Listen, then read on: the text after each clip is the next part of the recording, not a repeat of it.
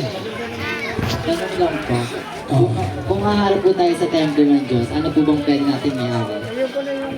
Yung katawan mo, actually ikaw ang templo eh. Basa tayo. Paglingkod ka ng Diyos, ikaw ang templo ng Diyos eh.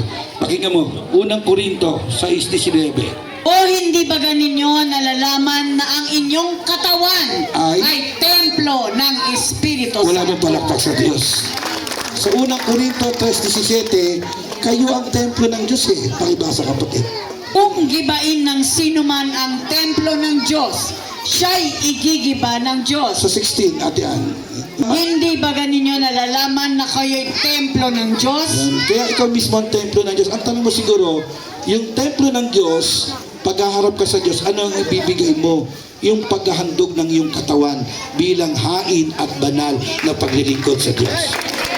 Basa, Roma 12, ang talata ay 1. Ito po nakasulat. Basa. Kaya nga, mga kapatid, ipinamamanhik ko sa inyo, alang-alang sa mga kahabagan ng Diyos, na inyong iharap ang inyong mga katawan Harap ka sa Diyos. na isang haing buhay, Hain ka. Ikaw mismo yung katawan mo. Hain sa Diyos at tuloy.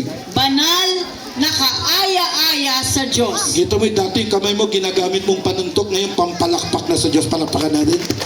Dati yung mata mo ginagamit mo sa pambuboso, ngayon ginagamit mo na ngayon sa pagbabasa ng Biblia. Amen! Yung tenga mo dati, pinakikinggan niya puro chismis. Ngayong gabi, yung tenga mo ginagamit mo sa pakikinig ng salita ng Diyos. Yan ang pag-aalay ng katawan. Amen po ba? Next question.